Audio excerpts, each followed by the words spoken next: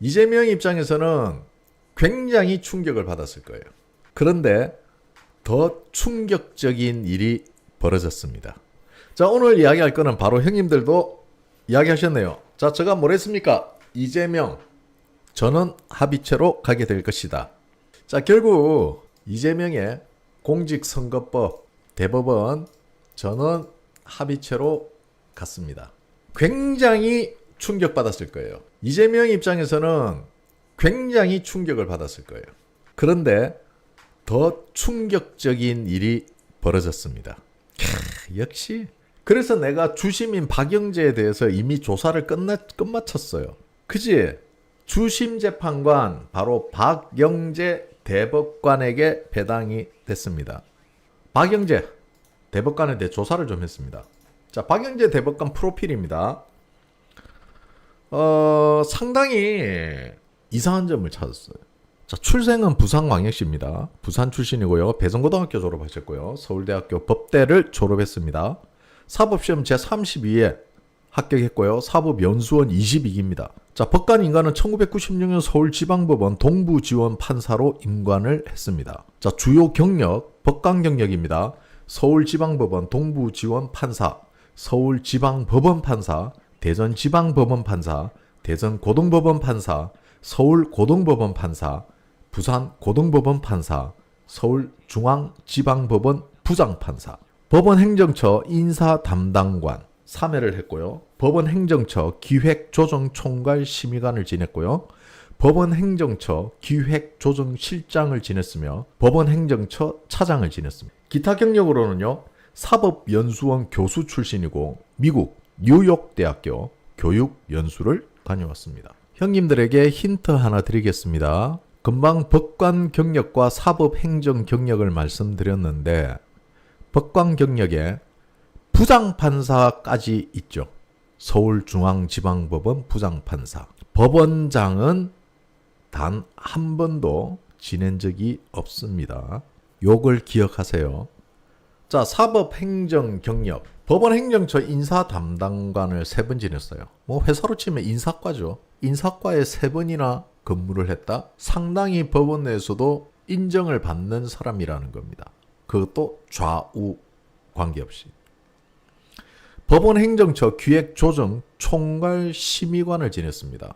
이거는 법원 내에 쉽게 말해서 행정에 굉장히 칼 같은 사람들이 가는 곳인데 이분의 법관 경력을 봤을 때 왜 부장판사까지만 했을까? 라는 의혹이 생길 정도로 사법행정 경력은 굉장히 엘리트 코스를 나오셨어요. 기획조정 총괄심의관에 기획조정실장 자리까지 차고 앉았었고요. 법원행정처 차장까지 갔던 분입니다. 보통 이 정도 되면은 다음 코스는 바로 대법원장으로 가는 게 다음 코스인데 이분은 특이한 경력이 사법연수원 교수 생활을 하시면서 미국 하버드대도 아닌 뉴욕 대학을 다녀오셨어요. 자, 뉴욕 대학교는 보수의 성지죠. 하버드는 좌파의 성지입니다. 정치 성향은 이미 다 드러났어요. 이 사람의 전체 살아온 인생 전체 그림을 봐야 돼요. 언제까지 그 옷에 고춧가루 튀긴 것 같고 그거 가지고 하루 종일 징징거리고 있을 겁니까?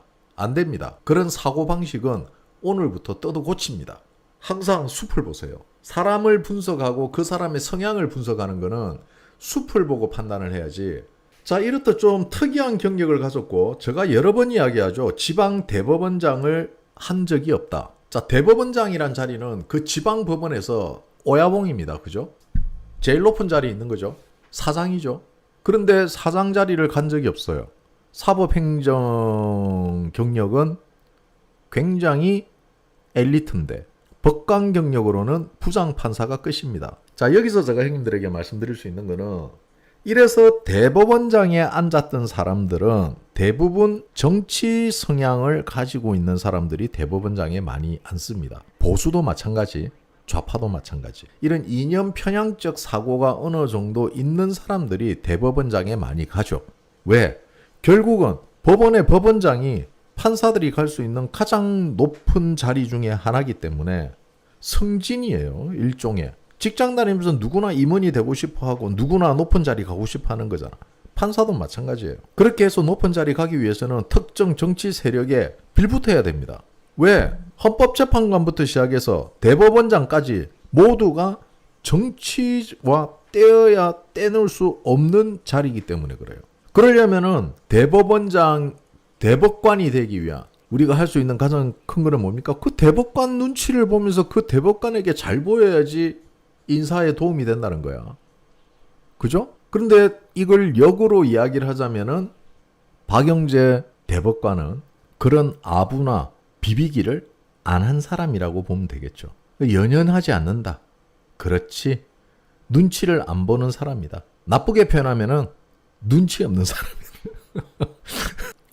아이고, 여선 두 눈 찔끔 갖고 좀 민주당 쪽 편 살짝 들어주면은 지 인생이 편할 건데 지방 법원장 자리는 지가 한 자리 앉을 건데 어쨌든 지방 법원장 자리를 한 자리는 차고 앉았을 건데 워낙 눈치가 없고 지 신념대로 지 어떤 이념대로 고지 곧대로 하다 보니까 아무래도 윗사람들 눈에는 가시처럼 보이지 않았겠느냐. 그렇게 또 우리가 역으로 해석할 수 있죠. 자, 그러면은 우리가 사법 철학과 어떤 철학을 가지고 있으며 어떤 특징이 있는가? 재판이 진행되면서 상당히 남의 의견을 잘 듣습니다. 형님들 지기현 판사 보셨죠? 상당히 경청을 잘합니다. 그리고 진심으로 듣습니다. 이거는 어떤 그 좌우 이런 정치 이념을 떠나서 재판에 임했을 때 검찰과 피의자의 이야기를 골고루 잘 들어주는 입장입니다. 세심하고 신중한 검토를 중시하는 스타일입니다. 그리고 재판의 신속성과 공정성을 아주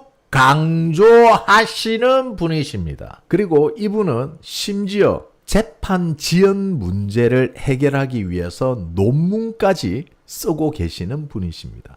상당한 재판 지연에 대해서 관심을 가지고 계신다고 봐야겠죠. 제가 그랬잖아요. 무엇을 이야기하더라도 제가 형님들보다 잼에 더 알고 있다고. 이런 거 몰랐잖아요. 사법부의 역할은 사회적 약자와 소수자를 보호하는 것이라고 강조하며 헌법적 가치와 법치주의 수호에 최선을 다하겠다는 신념을 가지고 있습니다. 즉, 약자와 사회적 약자와 소수자들을 보호하는 것이나 이들 역시 헌법의 가치와 법치의 수호에 최선을 다해야 된다. 다시 이야기를 하자면은 좌파들 같이 무조건 사회적 약자와 소수를 위하는 기울어진 운동장을 만들어 놓고 거기에서 재판을 하는 것이 아니라 사회적으로 약자이고 소수자이지만 이들 역시 대한민국 헌법 앞에서는 공정하게 재판을 받아야 된다라는 상식을 가지고 계신 분입니다. 그리고 박영재 대법관 18번이 뭔지 아세요? 사람이 꽃보다 아름다웁니다. 이 정도면 유튜브 해도 되지. 결국 모든 사람이 존중받고 소중하다. 뭐 그런 의미를 가지고 계신 것 같습니다. 제가 이야기했죠. 지방 법원장을 지낸 적이 없다. 고로 박영재 대법관은 선관위원장을 한 적이 단 한 번도 없다. 즉 다시 이야기하자면은 선관위와 no problem 없다. 그래 없다. 깨끗하다. 클린하다. 완벽하다. 내가 이거 찾는다고 형님들. 와 진짜 거짓말 아니고 눈에 눈곱이 다 끼었다.